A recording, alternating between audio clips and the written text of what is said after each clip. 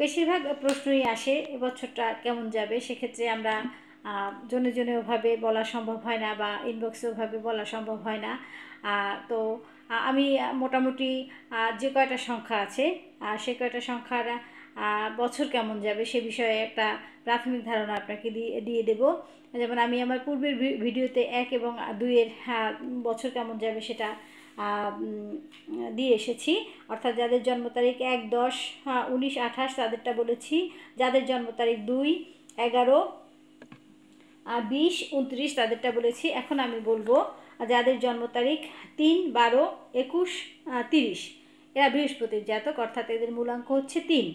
আরেকটা হচ্ছে 4, যাদের জন্ম তারিখ 4, 13, 22, 31 এদের মূলাঙ্ক হচ্ছে 4। এদের সময়টা কেমন যাবে, 2025 সাল কেমন যাবে, আমি সেই বিষয়ে একটু আলোকপাত করব। বৃহস্পতির জাতক মানে ব্যক্তি অত্যন্ত জ্ঞানী, সে জ্ঞান বিতরণ করার মতো জ্ঞান তার আছে, আর সে কাউকে ফালতু জ্ঞান দিয়ে থাকে না। সে অত্যন্ত পড়াশোনা প্রবণ, ধার্মিক, পরোপকারী ব্যক্তি হয়ে থাকে।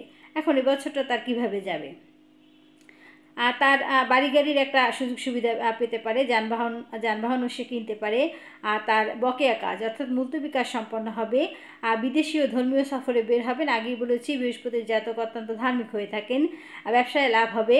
দাম্পত্য জীবনও সুখকর হবে, তবে তাকে অত্যন্ত কঠোর পরিশ্রমী এবং মনোযোগী থাকতে হবে, অন্যথায় ফলাফল কিন্তু অনুকূল হবে না। অসুস্থতার কারণে রক্তচাপ বাড়তে পারে।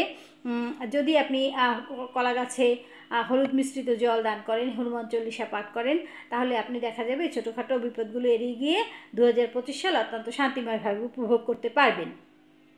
এখন বলছি মূলাঙ্ক 4। মূলাঙ্ক 4 কারা? যাদের জন্ম তারিখ 4, 13, 22, 31 তারা মূলাঙ্ক 4। এখন এই মূলাঙ্ক 4 হচ্ছে রাহুর জাতক, আপনি সর্বতভাবে রাহুর অধীনে। এখন রাহু আপনার ভালো ফলও দিতে পারে, খারাপ ফলও দিতে পারে। রাহু কিভাবে কোন লগ্নে আছে, বসে আছে, আপনাকে ভালো ফল দিচ্ছে কিনা সেটা আপনার জন্মকুণ্ডলিতে বোঝা যাবে। তো সাধারণ একটা আলোচনা আপনার সম্পর্কে যেটা আমি বলছি সেটা হচ্ছে আপনার মধ্যে নিজস্ব একটা তীব্র শক্তি আছে। আপনি নিজস্ব শক্তি এবং অত্যন্ত তীক্ষ্ণ বুদ্ধির লোক হয়ে থাকেন।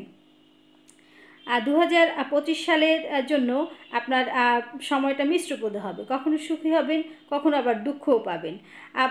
আপনাকে আপনার কাজে ধৈর্য রাখতে হবে এবং অলসতা ত্যাগ করতে হবে। রাহু ব্যক্তিদের প্রধান সমস্যা হচ্ছে অলসতা। এরা শুয়ে শুয়ে স্বপ্ন দেখে, অর্থাৎ শুয়ে শুয়ে বড়লোক হতে চায়। এটা রাহুর জাতকের, রাহু যদি খারাপ থাকে তাহলে তার প্রধান সমস্যা হয়ে থাকে।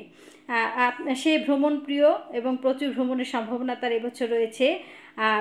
তারপরে রয়েছে নিজেকে ব্যস্ত যদি আপনি বেশি নিজেকে ব্যস্ত রাখেন, প্রতিদিন যোগ ব্যায়াম করেন এবং ব্যায়াম করার একটা রুটিন তৈরি করেন, তাহলে কিন্তু আপনি এবছর খুবই ভালো ফল পাবেন। আপনি যত পরিমাণ জিমের সাথে জড়িত থাকবেন বা শারীরিক কসরতের সাথে জড়িত থাকবেন, ততই রাহু আপনার পজিটিভ হবে। যেহেতু রাহুর লোকদের প্রধান সমস্যা হচ্ছে এরা একটু অলসতা প্রিয় হয় এবং শুয়ে শুয়ে স্বপ্ন দেখে।